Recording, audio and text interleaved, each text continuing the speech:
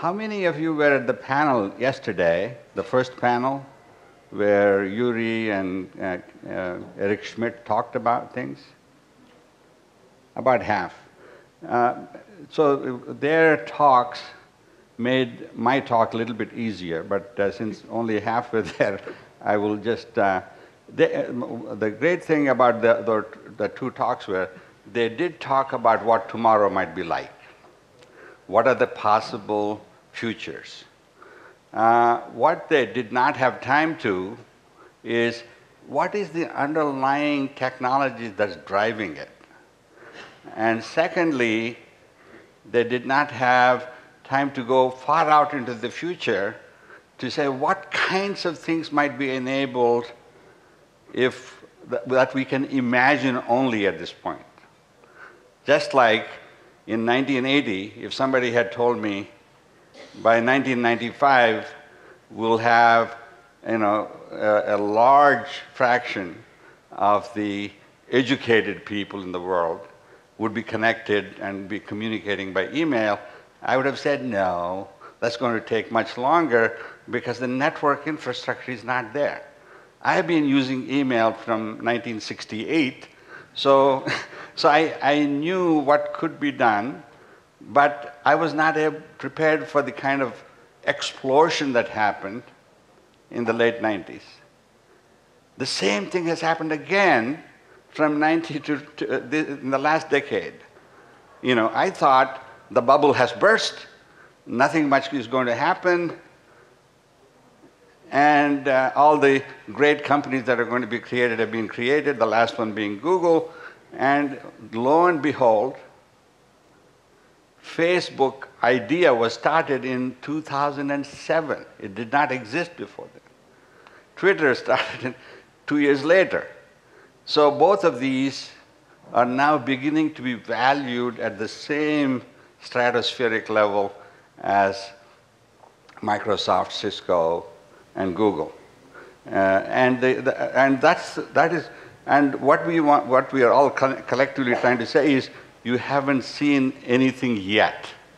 There's going to be many more surprises like that every decade, as far as you can feel. So why is this going to happen? What are the reasons that this kind of future might happen? And how might it lead us in the next 50 years? So the first thing I want to talk about is the technologies.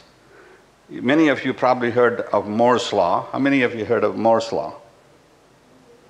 Moore's Law was proposed by Gordon Moore in the early 60s, saying the transistor count on a chip will double every 18 months.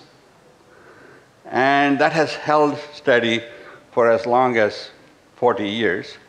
The power of doubling is extremely seductive. Every 10 years, if you double every year, in 10 years you get 1,000-fold improvement. If you double every year, in 20 years you get 1,000,000-fold improvement. If you double every year for 30 years, you get 1,000,000,000-fold improvement. It's just amazing, and that's what has been happening. That's why computers for which, the memories and so on, I paid $2 million for 100 megabytes in 1971, I can buy it for $10 today. And so the technologies are moving.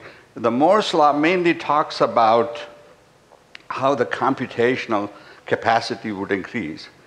But there are a couple of other related exponential changes that are happening which are equally important. I don't know how many of you have been looking at disk memories. Today you can buy a PC with a terabyte disk on it. And the disk memory technology has been doubling every 9 months. Not 18 months, every 9 months. That means every 10 years, every 12 months, it's been doubling every 12 months. So every 10 years, instead of every 15 years, I get a doubling. And so the whole disk technology has been racing ahead much faster. The memory capacity of what you can store and has been racing much, much faster than computational capacity. Bandwidth. has also been doing the same thing. The kind of, the reason you can watch a movie today on your cable is because the optical fiber networks have increased the bandwidth capacity that is available to you. That was not the case if you go back 20 years. I remember I knew it could be done, but I was talking to people. I was here in Israel in 1987, 89 time frame. I was saying you should connect all the country with fiber. And the people in telecom scratched their head and said, we are not yet ready for all of those things. And so I don't think you still have it.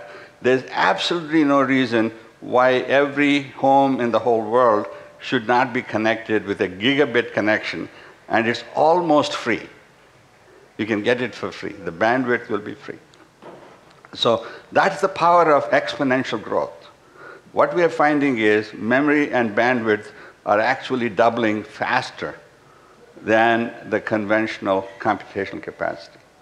So the question we need to ask is, what does that mean? What will it do to us in the future?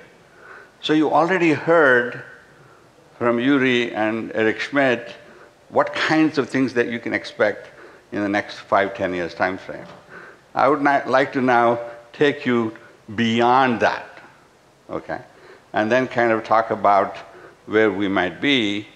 And so basically what this does is, if you have infinite memory, you can have as much memory as you want for zero cost.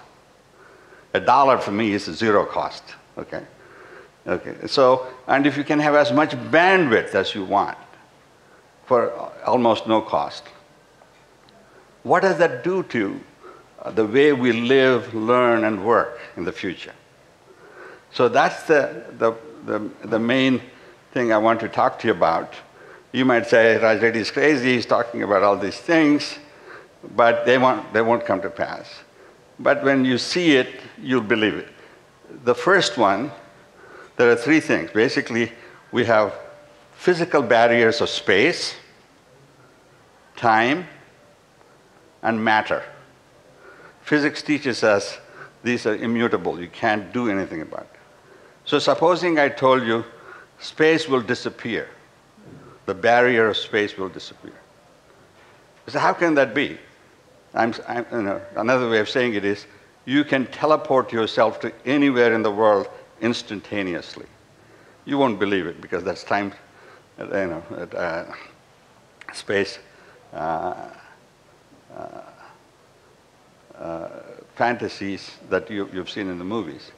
But think about it. Already, those of you, how many of you use Skype video? Those of you who use Skype are already probably doing video conferencing. And if you subscribe to Premium, you can actually do many-to-many video conferencing, except it's low quality. And that's because the bandwidth available for communication is usually less than a megabit.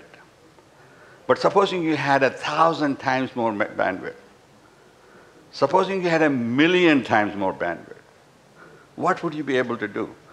And what we are saying is, you can essentially teleport yourself to any place and observe the world from that point.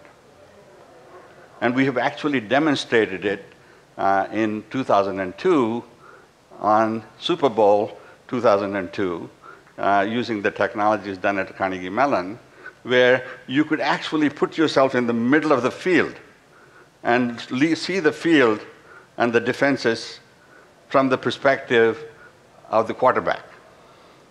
And you can read whatever he's going to read too, except he has only 3 seconds. You can stop the whole thing, freeze frame, and analyze it for much longer if you want. And that type of capability was already demonstrated and can in fact be done today, provided you had the bandwidth. And the idea is, you can watch any game you want from your home, and from all the different perspectives at the same time. And you can go back and freeze frame and do various things, like you might have seen in Matrix movie. I'll come back to that in a minute, So teleportation, or essentially elimination of the barrier of space, becomes something that you can imagine in the future. It's already there, but can be so much better. Second, the time. Essentially, if I can eliminate the barrier of time, now I can have time travel. I can't go forward into the future because I can't, but supposing memory is infinitely free, and I could capture everything I do every day from morning to night, all the speech I'm ever likely to speak will take less than a few terabytes. Everything I've done in high definition color will take a few petabytes. For the whole life I would have lived. Okay? Now supposing I captured all of that. As I said, a few petabytes today cost you a few $1 million. In 20 years from now, it'll cost you $100. At that point, you will be able to capture all of this. Now, what can you do with it? This is a big problem. What you can do is have your great-great-grandchild come back to your life and observe everything you did and how you did it, what you did, and experience it as though they're part of your life. To me, that is time travel. You can go back 10 generations, 100 generations, and so on. And that's not yet happening. It'll happen in 10, 20, 30 years as memories get much cheaper.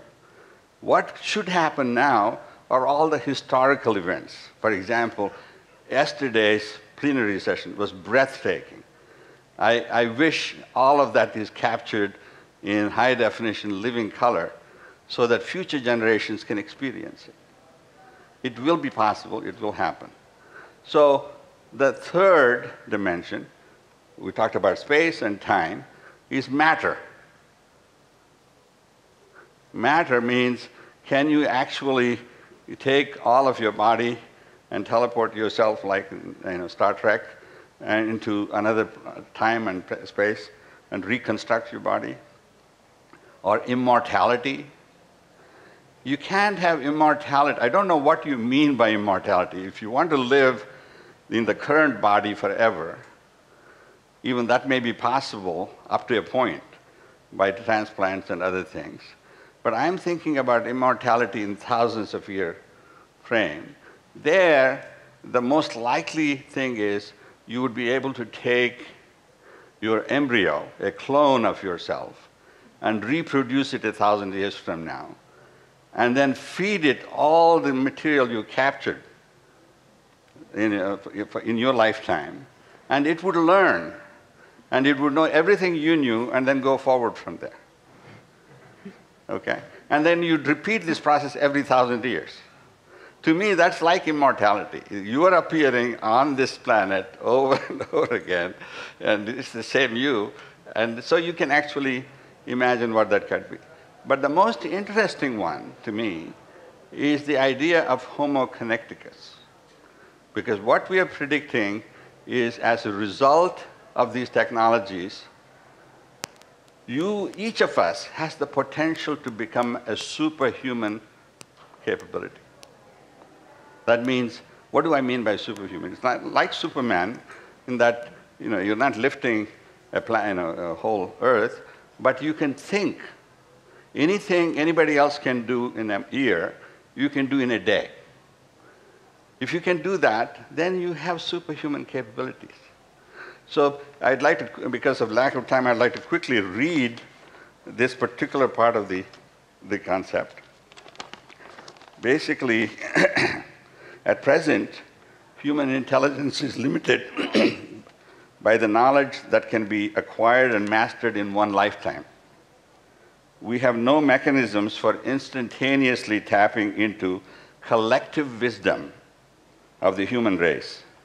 In the near future, a human Homoconnecticus will be able to connect to the entire communities with access and uses of their collective wisdom. which Renan and others have already talked about. Individual human capabilities will be augmented in two ways.